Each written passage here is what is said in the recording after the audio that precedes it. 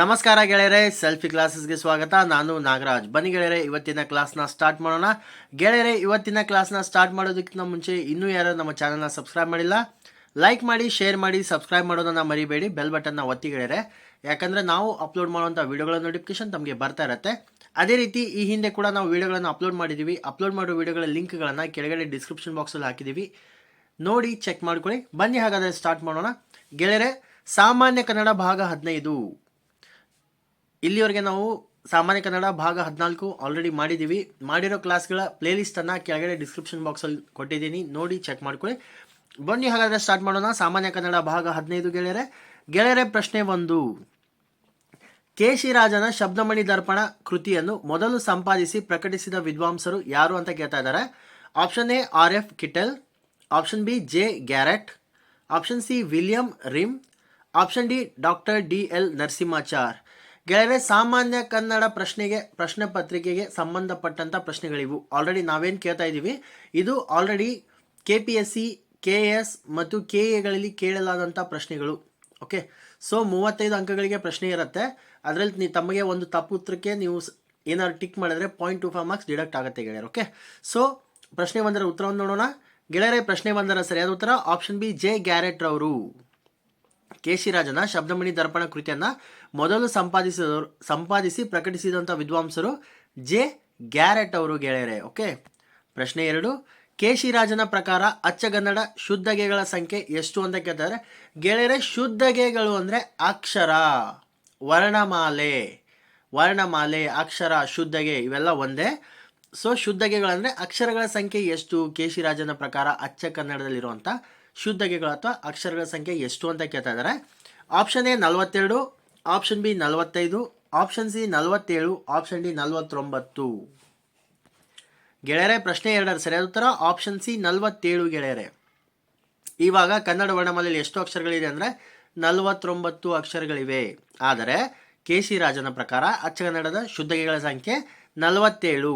Okay ಗೆಳೆಯರೆ, ಪ್ರಶ್ನೆ 3. ಕನ್ನಡ ವ್ಯಾಕರಣವನ್ನು ಸಂಸ್ಕೃತದಲ್ಲಿ ಬರೆದ ಪಂಡಿತರು ಯಾರು ಅಂತ ಕೇಳ್ತಾ ಇದ್ದಾರೆ. ಆಪ್ಷನ್ ಎ 1ನೇ ನಾಗವರ್ಮ, ಆಪ್ಷನ್ ಬಿ 2ನೇ Nagavarma, option C Keshiraja, option D Gunavarma. ಗೆಳೆಯರೆ, ತಮಗೊಂದು ತಿಳಿಸ್ಬೇಕು ಏನಂದರೆ, ಈ ಕನ್ನಡ ಸಾಹಿತ್ಯ, ನಮ್ಮ ಕರ್ನಾಟಕದ ಸಾಹಿತ್ಯ ಅಥವಾ ಕನ್ನಡದ ಸಾಹಿತ್ಯ ಶುರುವಾಗೋದೇ ಈ 1ನೇ ನಾಗವರ್ಮ, 2ನೇ ನಾಗವರ್ಮ ಮತ್ತು ಕೇಶಿರಾಜನಿಂದ ಗೆಳೆಯರೆ. ಇವರೇ ಮೊದಲಿಗರು. ಓಕೆ, ಸೊ ಆದ್ದರಿಂದ ಕನ್ನಡ ವ್ಯಾಕರಣವನ್ನು ಸಂಸ್ಕೃತದಲ್ಲಿ ಬರೆದ ಪಂಡಿತರು ಯಾರು ಅಂತ ಕೇಳ್ತಾ ಇದ್ದಾರೆ. ಪ್ರಶ್ನೆ 3ರ ಸರಿಯಾದ ಉತ್ತರ ಆಪ್ಷನ್ ಬಿ 2ನೇ ನಾಗವರ್ಮ ಗೆಳೆಯರೆ. 2ನೇ ನಾಗವರ್ಮನ ಕಾಲ ಬಂದ್ಬಿಟ್ಟು 11ನೇ ಶತಮಾನದ ಮಧ್ಯಭಾಗ ಅಥವಾ 12ನೇ ಶತಮಾನದ ಮಧ್ಯಭಾಗ ಅಂತ ತಿಳಿಸಲಾಗಿದೆ. ಓಕೆ, ಪ್ರಶ್ನೆ 4. ಕರ್ನಾಟಕ ಕಾದಂಬರಿ ಕೃತಿಯನ್ನು ಬರೆದವರು ಯಾರು ಅಂತ ಕೇಳ್ತಾ ಇದ್ದಾರೆ. ಆಪ್ಷನ್ ಎ 1ನೇ Nagavarma, option B Nagavarmacharya, option C 2ನೇ ನಾಗವರ್ಮ, ಆಪ್ಷನ್ ಡಿ ನಾಗಚಂದ್ರ. ಗೆಳೆಯರೆ, ಪ್ರಶ್ನೆ 4ರ ಸರಿಯಾದ ಉತ್ತರ ಆಪ್ಷನ್ ಎ 1ನೇ ನಾಗವರ್ಮ ಗೆಳೆಯರೆ. ಕರ್ನಾಟಕ ಕಾದಂಬರಿ ಅನ್ನುವಂಥ ಕೃತಿ ಬರೆದವರು 1ನೇ ನಾಗವರ್ಮ. 1ನೇ ನಾಗವರ್ಮನ ಕಾಲ ಬಂದ್ಬಿಟ್ಟು 9ನೇ ಶತಮಾನ. ಗೆಳೆಯರೆ, ಪ್ರಶ್ನೆ 5. ನಾಗವರ್ಮನ ಕರ್ನಾಟಕ ಕಾದಂಬರಿ ಇದು ಏನು ಅಂತ ಕೇಳ್ತಾ ಇದ್ದಾರೆ. ಗೆಳೆಯರೆ, ಅನಾರೋಗ್ಯದ ಕಾರಣ ಮೊನ್ನೆ 1-2 ಕ್ಲಾಸನ್ನು ಮಿಸ್ ಮಾಡಿದ್ದೀನಿ. ಸೊ ಇವಾಗಲೂ ಕೂಡ ಕ್ಲಾಸಸ್ಸನ್ನು ಮಿಸ್ ಮಾಡಬಾರ್ದು ಅಂತ ಕ್ಲಾಸಸ್ಸನ್ನು ತಗೋತಾ ಇದ್ದೀನಿ. ಸೊ ಸ್ವಲ್ಪ ಕೋಲ್ಡ್ ಆಗಿದೆ. ಓಕೆ, ಬನ್ನಿ ಗೆಳೆಯರೆ, ಸ್ಟಾರ್ಟ್ ಮಾಡೋಣ. ನಾಗವರ್ಮನ ಕರ್ನಾಟಕ ಕಾದಂಬರಿ ಇದು ಏನು ಅಂತ ಕೇಳ್ತಾ ಇದ್ದಾರೆ. ಆಪ್ಷನ್ ಎ ನಾಟಕ, ಆಪ್ಷನ್ ಬಿ ಗದ್ಯ, ಆಪ್ಷನ್ ಸಿ ಕಾದಂಬರಿ, ಆಪ್ಷನ್ ಡಿ ಚಂಪು ಕಾವ್ಯ. ಗೆಳೆಯರೆ, ಪ್ರಶ್ನೆ 5ರ ಸರಿಯಾದ ಉತ್ತರ ಆಪ್ಷನ್ ಡಿ ಚಂಪು ಕಾವ್ಯ ಗೆಳೆಯರೆ. ನಾಗವರ್ಮನ ನಾಗವರ್ಮ 2ನೇ ಅಲ್ಲ, ನಾರ್ಮಲ್ ಆಗಿ ನಾಗವರ್ಮ ಅಂತ ಕೊಟ್ಟರೆ 1ನೇ ನಾಗವರ್ಮ. 1ನೇ ನಾಗವರ್ಮನ ಕರ್ನಾಟಕ ಕಾದಂಬರಿ ಇದು ಒಂದು ಚಂಪು ಕಾವ್ಯ. ಚಂಪು ಕಾವ್ಯ ಅಂದ್ರೇನು ಗೆಳೆಯರೆ? ಚಂಪು ಕಾವ್ಯ ಅಂದರೆ ಏನಂದರೆ ಗದ್ಯ ಮತ್ತು ಪದ್ಯಗಳೆರಡನ್ನೂ ಒಳಗೊಂಡಂಥ ಪ್ರಾಚೀನವಾದಂಥ ಒಂದು ಸಾಹಿತ್ಯ ಪ್ರಕಾರ ಇದು. ಓಕೆ, ಅದಕ್ಕೆ ಚಂಪು ಕಾವ್ಯ ಅಂತ ಕರಿತೀವಿ. ಪ್ರಶ್ನೆ 6. 2ನೇ ನಾಗವರ್ಮನ ಕೃತಿ ಯಾವುದು ಅಂತ ಕೇಳ್ತಾ ಇದ್ದಾರೆ.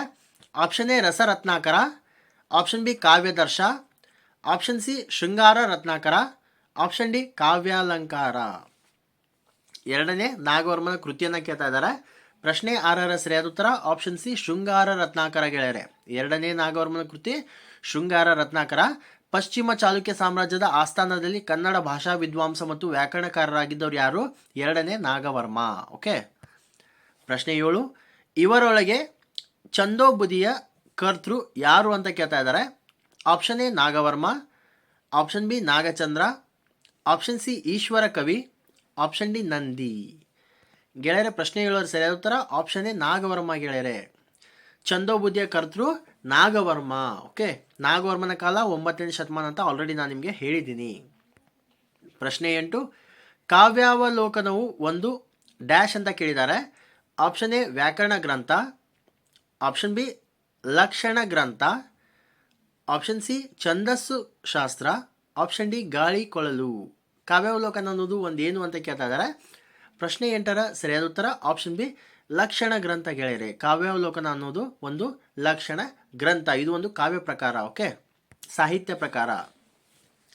ಗೆಳೆಯರೆ ಪ್ರಶ್ನೆ 9, ಕೆಳಗಿನವುಗಳಲ್ಲಿ ಮೃತ ಭಾಷೆಯನ್ನು ಗುರುತಿಸಿ ಅಂತ ಹೇಳ್ತಾ ಇದ್ದಾರೆ. Option A Sanskrit, option B French, option C ಜಪಾನಿ, ಆಪ್ಷನ್ ಡಿ ಜರ್ಮನ್.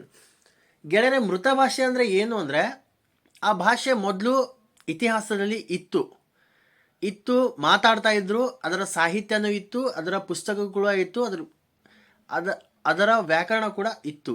ಸೊ ಇವಾಗ ಏನಾಗಿದೆ, ಆ ಭಾಷೆಯನ್ನು ಯಾರು ಮಾತಾಡ್ತಾ ಇಲ್ಲ, ಯಾರು ಯೂಸ್ ಮಾಡ್ತಾ ಇಲ್ಲ. ಸೊ ಅದಕ್ಕೆ ಅದನ್ನು ಮೃತ ಭಾಷೆ ಅಂತ ಕರಿತೀವಿ. ಓಕೆ. ಪ್ರಶ್ನೆ 9ರ ಸರಿಯಾದ ಉತ್ತರ ಆಪ್ಷನ್ ಎ ಸಂಸ್ಕೃತ ಭಾಷೆ ಗೆಳೆಯರೆ.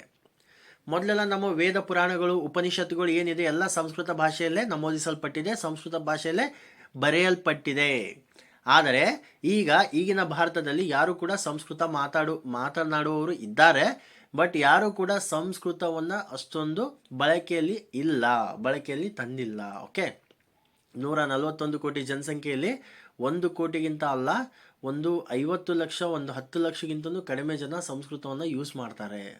ಹೀಗಾಗಿ ಅದು ಮೃತ ಭಾಷೆ ಅಂತ ಕರೆಯಲ್ಪಡುತ್ತೆ. ಓಕೆ. ಪ್ರಶ್ನೆ 10, ವ್ಯಾಕರಣದಿಂದ ಪದ, ಪದದಿಂದ ಅರ್ಥ, ಅರ್ಥದಿಂದ ತತ್ವ, ತತ್ವದಿಂದ ಮೋಕ್ಷ ಲಭಿಸುತ್ತದೆ. ಈ ಪ್ರಸಿದ್ಧ ಹೇಳಿಕೆಯನ್ನು ನೀಡಿದವರು ಯಾರು ಅಂತ ಕೇಳ್ತಾ ಇದ್ದಾರೆ.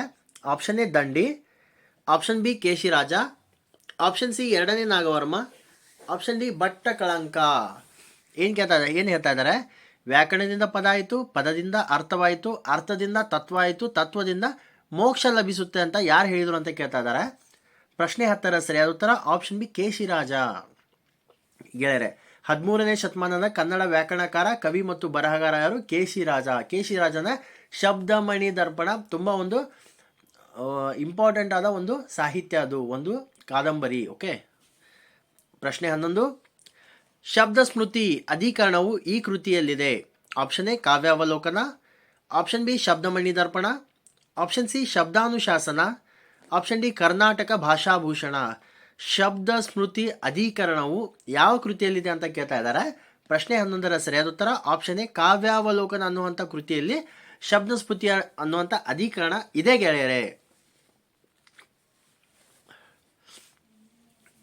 ಪ್ರಶ್ನೆ 12, ಡ್ಯಾಶ್ ಎಂಬ ಪಾಶ್ಚಾತ್ಯ ವಿದ್ವಾಂಸರು ಕನ್ನಡ ಇಂಗ್ಲಿಷ್ ನಿಘಂಟನ್ನು ರಚಿಸಿದ್ದಾರೆ.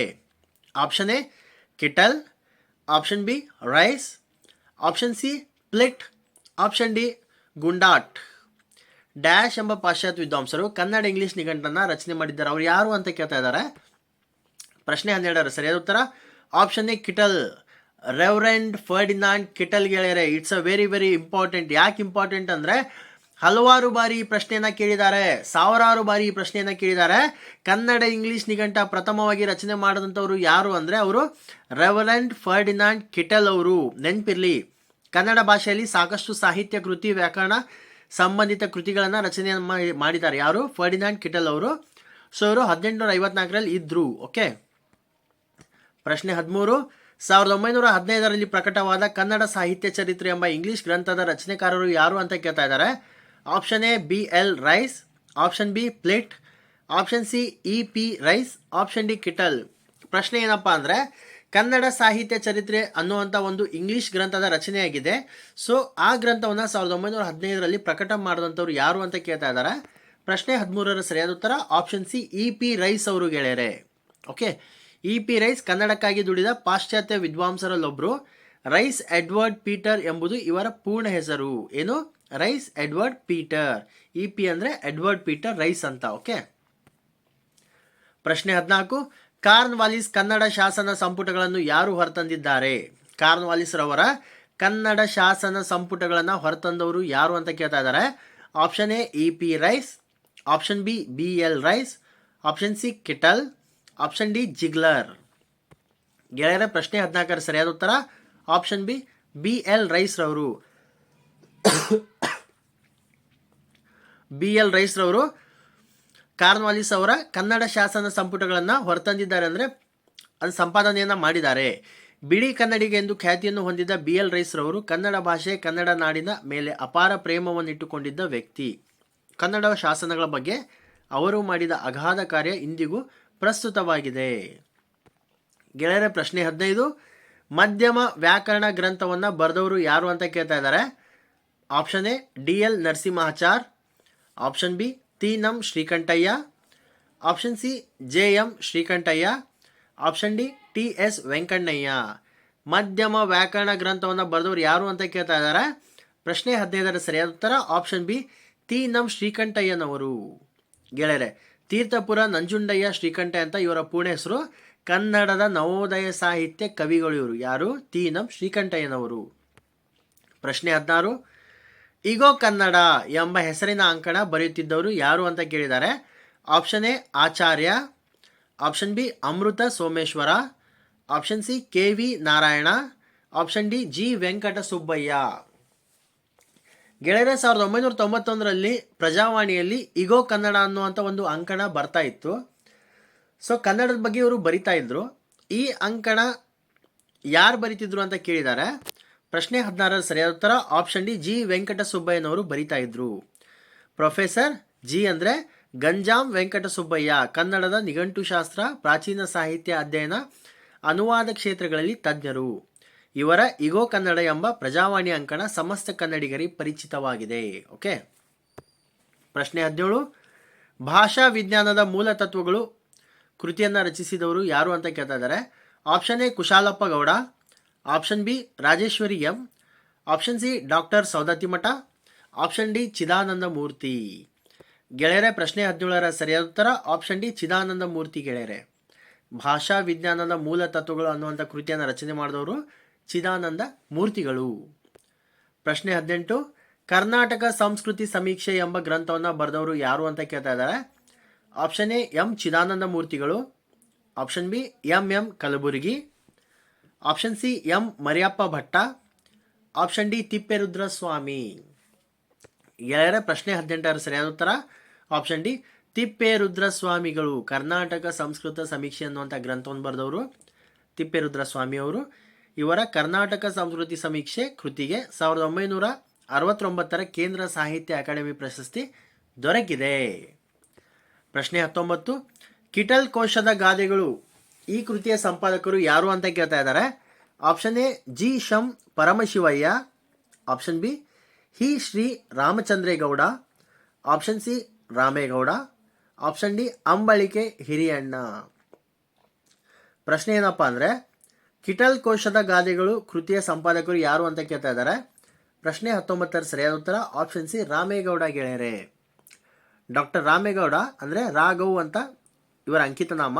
ಕನ್ನಡ ಸಾಹಿತ್ಯದ ಜಾನಪದ ವಿದ್ವಾಂಸರು, ಕವಿ, ನಾಟಕಕಾರರು, ವಿಮರ್ಶಕರು ಮತ್ತು ಸಂಶೋಧನಾಕಾರರು. ಯಾರು? ಡಾಕ್ಟರ್ ರಾಮೇಗೌಡ ಅವರು. ಓಕೆ ಗೆಳೆಯರೆ, ನಮ್ಮ ಇವತ್ತಿನ ಈ ಕ್ಲಾಸ್ನ ಅಂತಿಮ ಮತ್ತು ಕೊನೆಯ ಪ್ರಶ್ನೆ, ಪ್ರಶ್ನೆ 20, ಕನ್ನಡ ಭಾಷೆ ಮತ್ತು ವ್ಯಾಕರಣಗಳ ಒಂದು ಅಧ್ಯಯನ ಈ ಕೃತಿಯನ್ನು ರಚಿಸಿದವರು ಯಾರು ಅಂತ ಕೇಳ್ತಾ ಇದ್ದಾರೆ. ಕನ್ನಡ ಭಾಷೆ ಮತ್ತು ವ್ಯಾಕರಣಗಳ ಒಂದು ಅಧ್ಯಯನ ಈ ಕೃತಿಯನ್ನು ಯಾರು ರಚನೆ ಮಾಡಿದ್ದಾರೆ ಅಂತ ಕೇಳ್ತಾ ಇದ್ದಾರೆ. Option A K Kushalappa Gowda, option B Tinam Srikantaiah, option C Ta Ra. Subbarao, option D Shankara Bhatta. Tarikere ರಾಮಚಂದ್ರಪ್ಪನವರ ಮಗ ಸುಬ್ಬರಾವ್, ತ.ರಾ. ಸು, ತೀನಂ ಶ್ರೀ. ಓಕೆ, ಇವೆಲ್ಲ ನೆನಪಿರ್ಬೇಕು ತಮಗೆ. ಗೆಳೆಯರ, ಪ್ರಶ್ನೆ 20ರ ಸರಿಯಾದ ಉತ್ತರ ಆಪ್ಷನ್ ಎ K ಕುಶಾಲಪ್ಪ ಗೌಡನವರು. ಕನ್ನಡ ಭಾಷೆ ಮತ್ತು ವ್ಯಾಕರಣಗಳ ಒಂದು ಅಧ್ಯಯನ ಈ ಕೃತಿಯನ್ನು ಬರೆದಂಥವರು K ಕುಶಾಲಪ್ಪ ಗೌಡ. ದ್ರಾವಿಡ ಭಾಷಾ ವಿಜ್ಞಾನ ಹಾಗೂ ಕನ್ನಡ ಉಪಭಾಷೆಗಳ ಅಧ್ಯಯನ ಕ್ಷೇತ್ರದಲ್ಲಿ ಪ್ರೊಫೆಸರ್ K ಕುಶಾಲಪ್ಪ ಗೌಡರದ್ದು ಪ್ರಮುಖ ಹೆಸರಿದೆ. ಓಕೆ ಗೆಳೆಯರೆ, ನಮ್ಮ ವಿಡಿಯೋಗಳು ತಮಗೆ ಇಷ್ಟವಾದಲ್ಲಿ ಲೈಕ್ ಮಾಡಿ, ಶೇರ್ ಮಾಡಿ, ಸಬ್ಸ್ಕ್ರೈಬ್ ಮಾಡೋದನ್ನ ಮರಿಬೇಡಿ. ಬೆಲ್ ಬಟನ್ನ ಒತ್ತಿ ಗೆಳೆಯರೆ, ಯಾಕಂದರೆ ನಾವು ಅಪ್ಲೋಡ್ ಮಾಡೋಂಥ ವಿಡಿಯೋಗಳ ನೋಟಿಫಿಕೇಶನ್ ತಮಗೆ ಬರ್ತಾ ಇರುತ್ತೆ. ಅದೇ ರೀತಿ ನಾವು ತಿಳಿಸ್ಕೊಟ್ಟಂಥ ಮಾಹಿತಿಗಳ ಬಗ್ಗೆ ಅಥವಾ ನಮ್ಮ ಕ್ಲಾಸ್ಗಳ ಬಗ್ಗೆ ಏನಾದರೂ ಅಭಿಪ್ರಾಯಗಳು ಅಥವಾ ಕಮೆಂಟ್ಗಳಿದ್ದಲ್ಲಿ ದಯವಿಟ್ಟು ಕಮೆಂಟ್ ಸೆಕ್ಷನಲ್ಲಿ ಕಮೆಂಟ್ ಮಾಡಿ. ನಾವು ನಿಮ್ಮ ಕಮೆಂಟ್ಗಳನ್ನು ನೋಡ್ತೀವಿ ಗೆಳೆಯರೆ. ಮತ್ತೆ ನಾವು ಮುಂದಿನ ಕ್ಲಾಸಲ್ಲಿ ಭೇಟಿಯಾಗೋಣ. ಧನ್ಯವಾದಗಳು ಗೆಳೆಯರೆ.